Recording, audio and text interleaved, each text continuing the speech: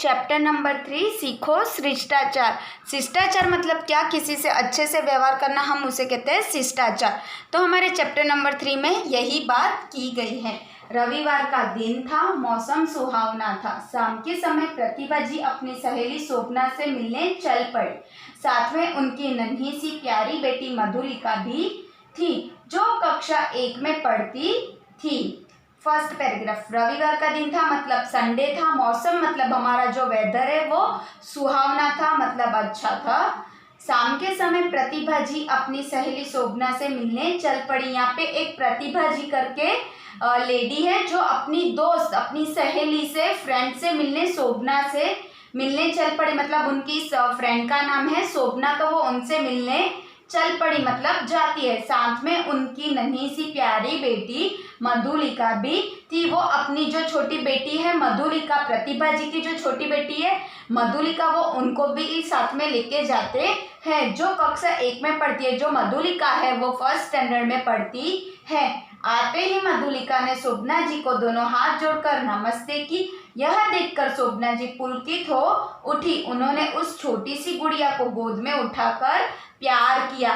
मतलब वो जो आते ही मतलब कि वो उनके दोस्त के पास पहुंचे, तब मधुलिका ने शोभना जी को दोनों हाथ जोड़ के, मतलब वो जो उनकी दोस्त थी वो वहां पे पहुंचते हैं, तब मधुलिका दोनों हाथ जोड़ के उन्हें क्या करती है? नमस्ते करती है। तो वो देख के, हाथ जोड़कर नमस्ते करते, ये देख के शोभना जी पुलकित हो उठी। मतलब मधुलिका ने जो उन्हें नमस्ते किया वो देख के जो शोभना जी है वो पुलकित हो उठी। पुलकित होना मतलब क्या कि खुश हो जाना। तो वो ये नमस्ते देखकर खुश हो जाती है। उन्होंने उस छोटी सी गुड़िया को गोद में उठाकर प्यार किया। मतलब उन्हें क्या होता है, ये छोटी सी गुड़िया नमस्ते करके देखते उन्हें प्यार आता है, और वो मधुलिका को गोद में उठाकर उसे प्यार करते हैं। कुछ देर बाद शोभना जी ने अपने बेटे धीरू को आवाज दी, धीरू जल्दी आओ। तो देखो तो घर में कौन आया है, मधुलिका से नहीं मिलोगे बेटा? कुछ देर बाद मतलब थोड़ी देर बाद शोभना जी ने अपने बेटे धीरू को आवाज दी। मतलब शोभना जी का बेटा है एक, उनका नाम है धीरू। तो वो धीरू को बुलाती है और कहती है, धीरू जल्दी आओ, देखो घर में कौन आया है। मतलब हमारे घर पे कौन आया है, मधुलिका से नहीं मिलोगे बेटा? मतलब उसकी मम्मी धीरू से कहती है कि तुम जो मधुलिका आई है उनसे मिलो। धीरू उस समय बाहर बैडमिंटन खेल रहा था। मतलब धीरू अपने घर के बाहर बैडमिंटन खेल रहा था। हाथ में रैकेट लिए वह जुझलाते हुए आया। वो क्या कर रहा था? बैडमिंटन खेल रहा था। तो जो हम बैडमिंटन खेलते हैं उसका रैकेट होता है, वो हाथ में रैकेट लिए वह जुझलाते मतलब हिलते डुलते, मतलब कि वो हिलते डुलते हुए आया। गुस्से से उसका मुंह फूला हुआ था। और उसका मुंह कैसा हुआ था? गुस्से से फूला हुआ था। मतलब वो गुस्सा हो गया था, एंग्री हो गया था।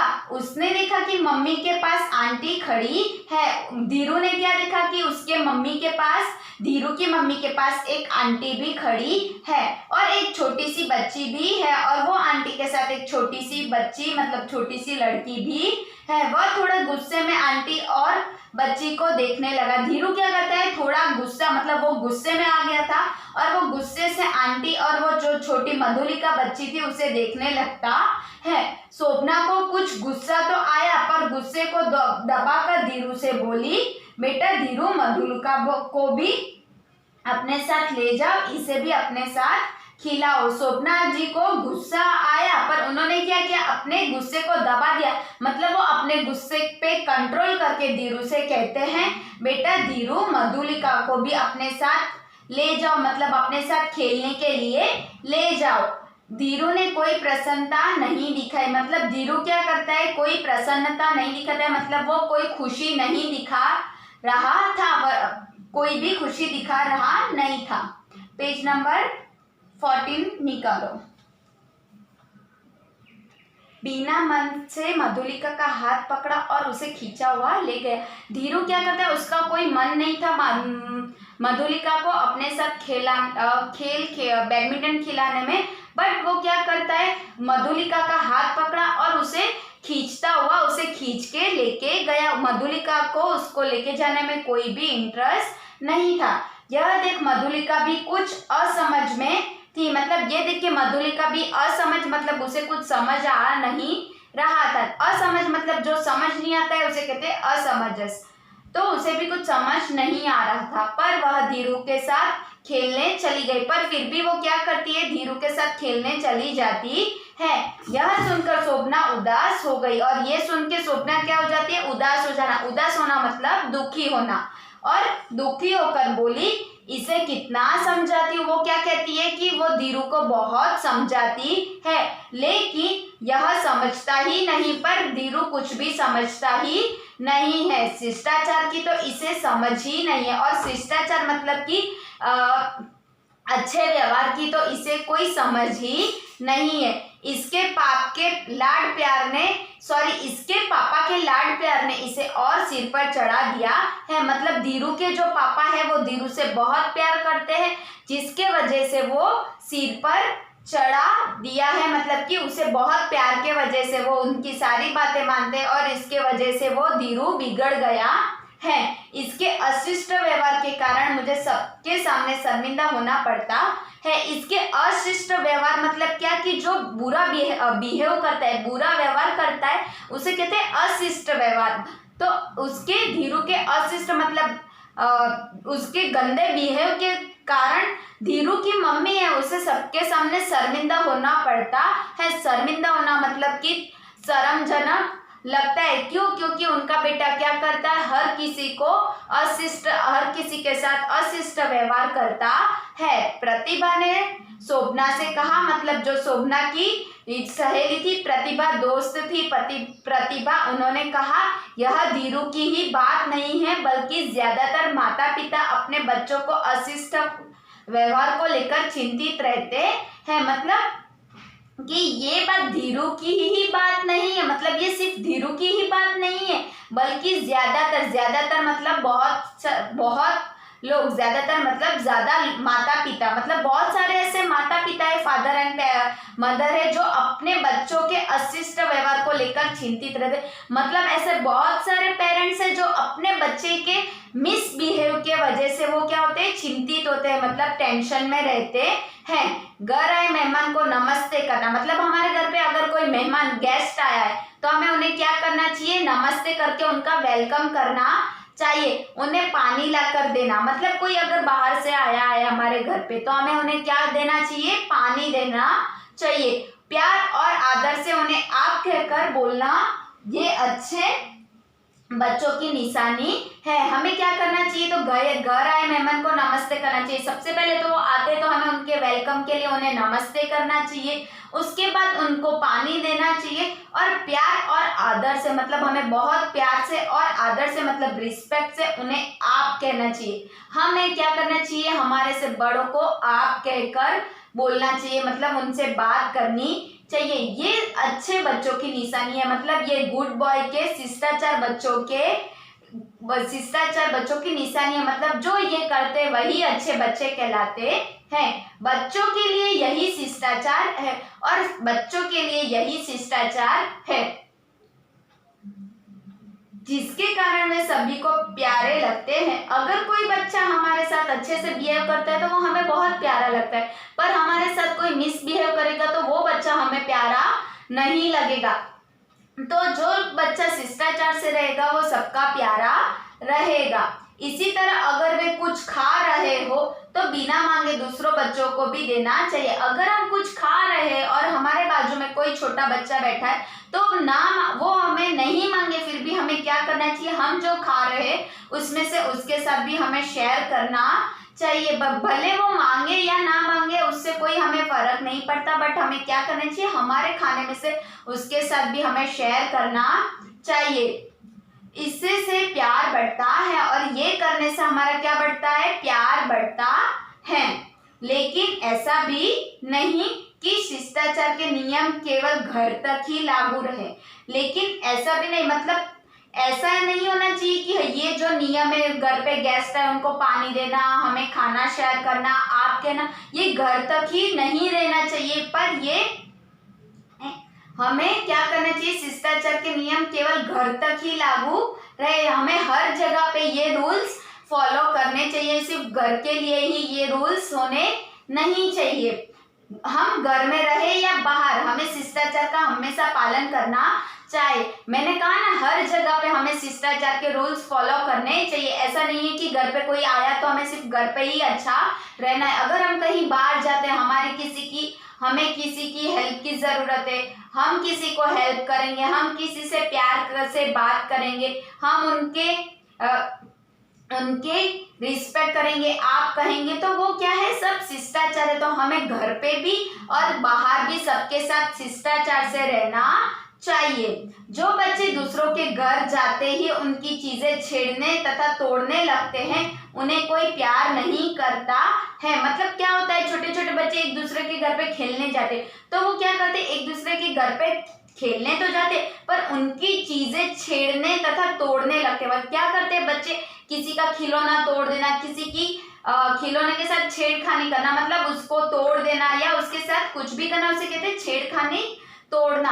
तो वैसे बच्चे किसी को भी प्यारे नहीं लगते हैं, क्योंकि वो कैसे होते हैं, अशिष्ट व्यवहार करते हैं। हमें किसी की कोई भी प्रॉपर्टी को, कोई भी चीज को नुकसान करना नहीं चाहिए। तो जो बच्चे दूसरों का नुकसान करते हैं वो किसी को भी अच्छे नहीं लगते हैं, उन्हें अशिष्ट कहा जाता है। और ऐसे बच्चों को क्या कहते हैं, अशिष्ट कहते हैं, बैड बॉय बैड गर्ल कहते हैं। इसी तरह दूसरों के घर जाकर जोर जोर से चिल्लाना और शैतानी करना अच्छी आदत नहीं है। किसी के तोड़फोड़ के सिवा हमें किसी के घर पे जाते हैं तो हमें चिल्लाना नहीं चाहिए। हमें कैसे बात करनी चाहिए, प्यार से, रिस्पेक्ट से बात करनी चाहिए। कहीं पे भी हमें चिल्लाना नहीं चाहिए। और शैतानी करना अच्छी आदत नहीं, हमें किसी के घर पे जाके शैतानी मतलब मस्ती करनी नहीं चाहिए। Page number 15। जब बड़े आपस में बात कर रहे हो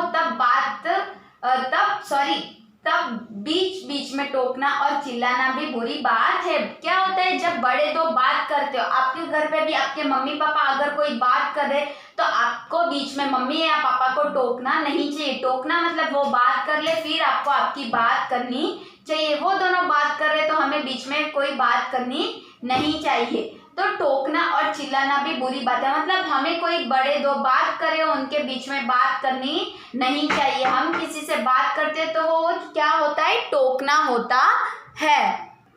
अगर कोई बड़े बात कर रहे तो हमें बीच में बात करके उनको टोकना नहीं चाहिए। ये कैसी हैबिट है, तो ये बैड हैबिट है। कुछ बच्चे ऐसे क्षणों में उतावलेपन में मम्मी की साड़ी का आंचल या दुपट्टा पकड़कर जोर जोर से खींचने और चिल्लाने लगते। मैंने कई बच्चों को देखा है कि उनके मम्मी बात नहीं सुनती है तो वो उनके मम्मी की साड़ी का आंचल मतलब उनकी साड़ी का जो पल्लू होता है, उनको दुपट्टा होता है, उनको पकड़ पकड़ के खींच के चिल्लाने लगते हैं। तो ये कैसा है, मिसबिहेव, ये बैड बॉय करते हैं। तो हमें ये भी करना नहीं चाहिए। बच्चों ऐसे क्षणों में मतलब ऐसे समय क्या करते हैं, उतावलेपन मतलब जल्दी में उनकी मम्मी नहीं सुनती, उसके लिए उनकी मम्मी सुने, उनके लिए वो क्या करते हैं, मम्मी की साड़ी मतलब वो जो साड़ी पहनती है उसका आंचल मतलब पल्लू या दुपट्टा मतलब जो उनकी मम्मी दुपट्टा लेती है वो पकड़कर जोर जोर से खींचने और चिल्लाने लगते हैं। वो दुपट्टे को पकड़कर खींचते हैं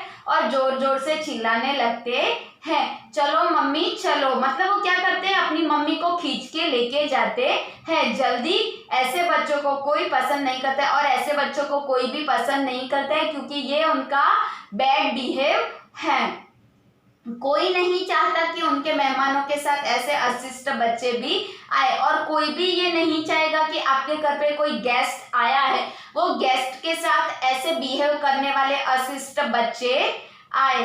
कुछ बच्चों की एक और बुरी आदत होती है, मतलब कहीं ऐसे बच्चे उनकी और एक बुरी आदत होती है मतलब बैड हैबिट होती है, वे जिस घर में जाते हैं वहां की कोई ना कोई चीज ले लेना चाहते हैं। मतलब वो जहाँ जिसके घर पे जाते हैं वो क्या करते हैं, उनके घर से कोई ना कोई चीज लेके जाते हैं। जैसे आपके घर पे आपका कोई दोस्त आया तो आपकी चीज, आपका कोई खिलौना या आपकी कोई चीज लेके जाता है। अगर इन्हें कोई खिलौना पसंद आ गया तो वो उसे ले लेते हैं। और क्या होता है, उन बच्चों को अगर कोई खिलौना पसंद आ जाता है, आपका कोई अच्छा खिलौना है, टॉयज है, वो उसे पसंद आता है तो वो ले लेता है और लौटाने से मना करते, और फिर वो क्या करते, ले लेते पर वापस देते नहीं है। तो ये भी कैसा बिहेवियर है, मिस बिहेवियर है, गंदा बिहेवियर। ये क्या है, अच्छी बात नहीं है। हमें किसी की चीज उन्हें बिना पूछे कभी भी लेनी नहीं चाहिए। तो लौटाने से मना करते, ये हमें ऐसा करना नहीं चाहिए। इस हालत में जिस बच्चे का वह खिलौना है वह रो रो कर आसमान सिर पर उठा लेता है, और जिस बच्चे का वो खिलौना लेता है वो बेचारा रो रो के क्या करता है, आसमान उठा लेता है। मतलब जिसका खिलौना वो होगा वो ऑफकोर्स उसका खिलौना किसी को भी नहीं देगा, और जो सामने वाला पर्सन है, अशिष्ट व्यवहार करने वाला, वो उसे लेके जाता है, जिसके वजह से जिसका खिलौना है वो बच्चा रो रो के आसमान एक कर देता है। मतलब वो बहुत रोता है। उसके माता पिता की भी बड़ी अजीब हालत होती है, और जो जिसका खिलौना है उस बच्चे के माता पिता मतलब मम्मी पापा की भी बहुत अजीब हालत होती है। मतलब वो उनकी बहुत अजीब सिचुएशन होती है, क्योंकि वो उनके घर पे गेस्ट आए और वो उनके गेस्ट है, तो उनके बच्चे को भी मना नहीं कर सकते और अपने बच्चे को भी कुछ नहीं कह सकते हैं। तो उनकी हालत बहुत अजीब हो जाती है। भला घर आए मेहमान के बच्चे से वह खिलौना जबरदस्ती कैसे वापस ले, मतलब उनके घर पे जो मेहमान गेस्ट आए हैं उनके साथ वो मिसबिहेव तो नहीं कर सकते।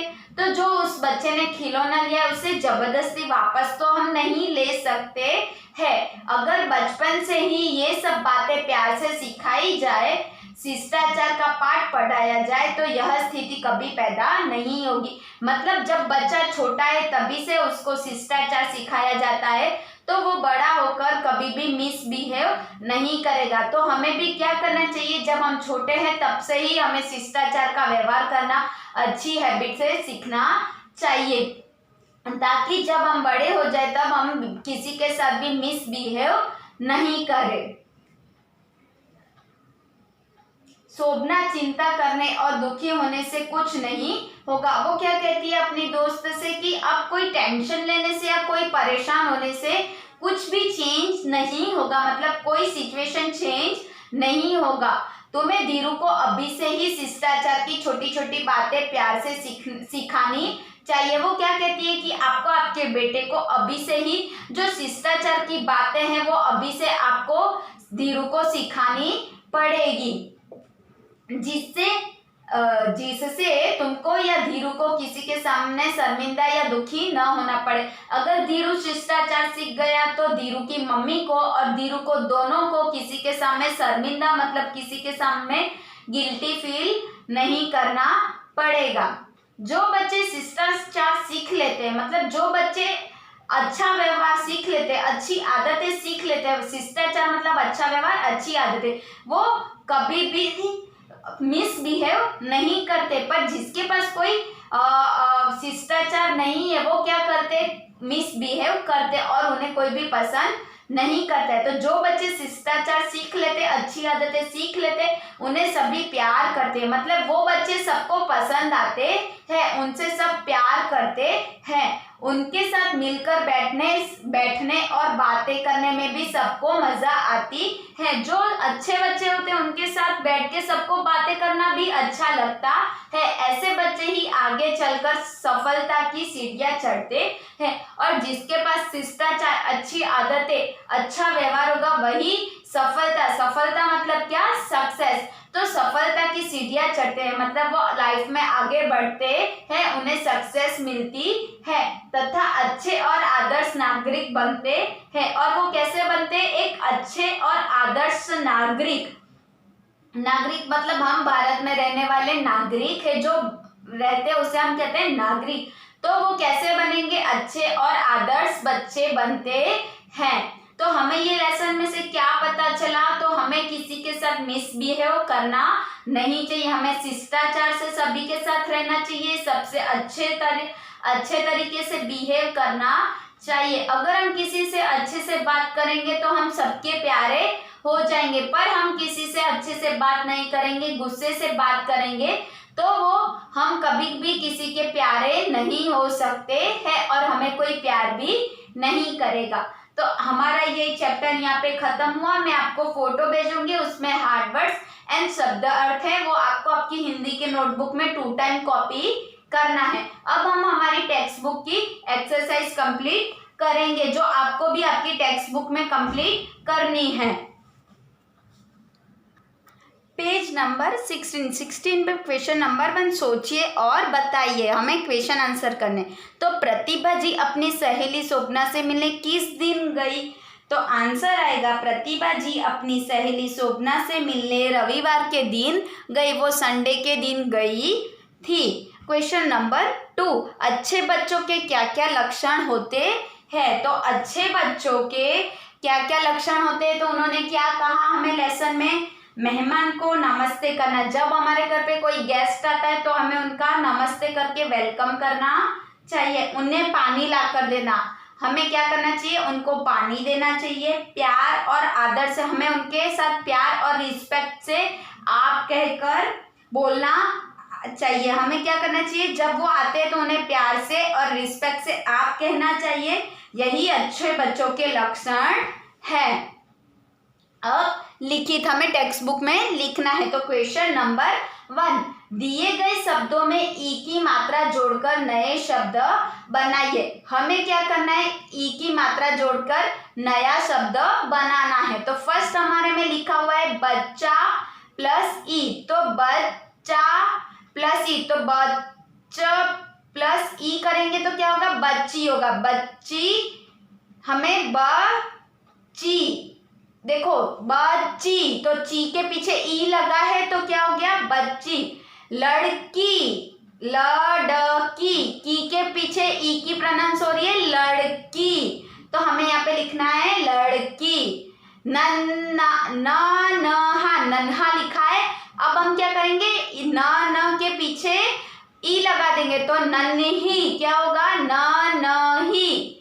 प्यार, क्या लिखा है? प्यार, प्यार के पीछे हम क्या लगा देंगे? प्यारी, क्या लगा देंगे? ई लगा देंगे तो क्या होगा? प्यारी। हमें क्या करना है? हमारा ये जो दिया है उसके पीछे हमें ई लगाना है। तो लड़की, नन्ही, प्यारी, तो क्या हुआ? देखो आप जब बोल के देखोगे तब आपको पता चलेगा कि सबके पीछे ई की प्रोनाउंस आ रही है।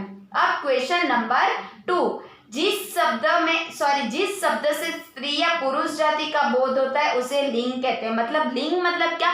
जिससे हमें पता चलता है ये मेल है या फीमेल है, उसे हम कहते हैं लिंग। तो लिंग के 2 भेद होते हैं। लिंग के 2 भेद होते हैं, मतलब कि लिंग के 2 टाइप्स होते हैं, स्त्रीलिंग एंड पुल्लिंग। आपके सेंटेंस में अगर स्त्री की बात की गई है, लड़की की बात की गई है तो वो है स्त्रीलिंग, और अगर आपके सेंटेंस में कोई पुरुष की, कोई जेंट्स की बात की गई है, कोई लड़की की बात की गई है तो वो है पुल्लिंग। तो क्या होता है कि आपके सेंटेंस में किसी की जाति पता चलता है कि ये लड़का है कि लड़की, तो उसे कहते हैं लिंग। और लिंग के 2 टाइप्स है, स्त्रीलिंग एंड पुल्लिंग। जिस सेंटेंस में स्त्री की बात की गई है वो स्त्रीलिंग है, और जिस सेंटेंस में पुरुष की बात की गई है वो पुल्लिंग है। तो लिंग की पहचान के कुछ नियम होते हैं, और वो जो लिंग की पहचान करते हैं हम, उसके कुछ नियम होते हैं, मतलब रूल्स होते हैं। परंतु कुछ ऐसे शब्द है जो सदा पुल्लिंग होते, और स्त्रीलिंग और पुल्लिंग तो दोनों चेंज हो सकते हैं। देखो लड़की, लड़की, लड़का, तो लड़का पुल्लिंग है, लड़की स्त्रीलिंग है। पर कई बार ऐसे होते कि जो शब्द है वो हमेशा पुल्लिंग ही रहते हैं। तो अब आपको पता चला सबसे पहले लिंग मतलब क्या, कि जो शब्द से स्त्री या पुरुष जाति का बोध होता, मतलब जिस सेंटेंस से हमें पता चलता है कि ये मेल है या फीमेल, उसे कहते हैं लिंग। लिंग के 2 टाइप्स है, स्त्रीलिंग एंड पुल्लिंग। अगर आपके सेंटेंस में लिखा है लड़की बहुत अच्छी है, तो ये लड़की क्या है? स्त्रीलिंग है। फिर मैं कहूंगी कि लड़का बहुत अच्छा है, तो लड़का क्या होगा? पुल्लिंग होगा। मोर बहुत अच्छा है, मोर क्या है? पुल्लिंग है। मोरनी बहुत अच्छी है, तो मोरनी स्त्रीलिंग है।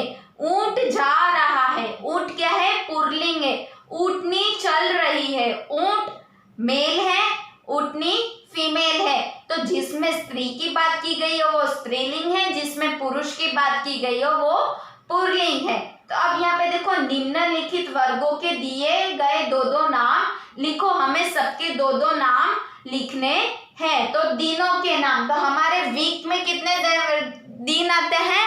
7 डेज आते हैं हमारे वीक में, 7 दिन आते हैं। तो यहाँ पे सोमवार लिखा है, तो हमें और दो नाम लिखने, तो सोमवार, मंगलवार, बुधवार। तो हमें यहाँ पे मंगलवार और बुधवार लिखना है। महीनों के नेम, हमारे मंथ्स, हमारे 12 मंथ्स हैं, जनवरी, फरवरी, मार्च, अप्रैल।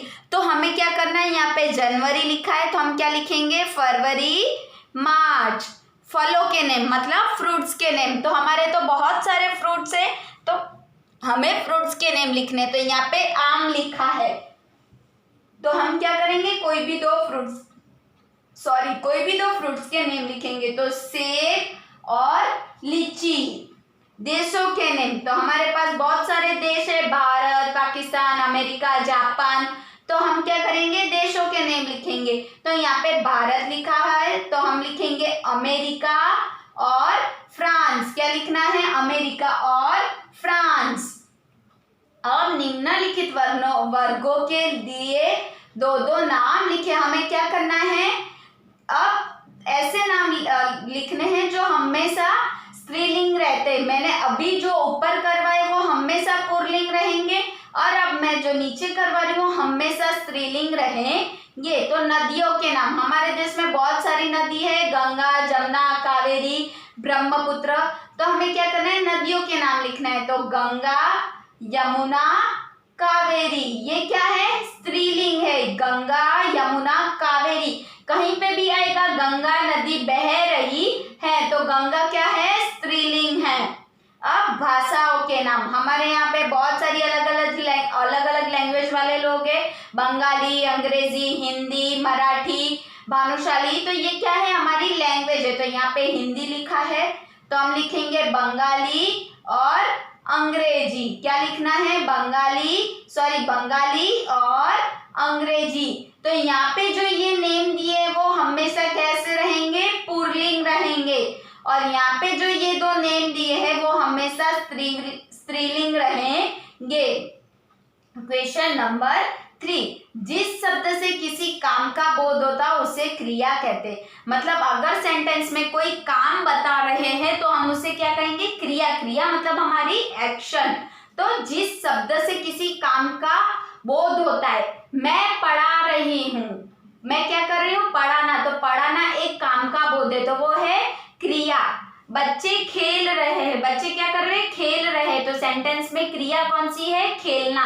खाना, पीना, सोना, उठना, रोना, हंसना, ये सब हमारी क्या है? क्रिया है।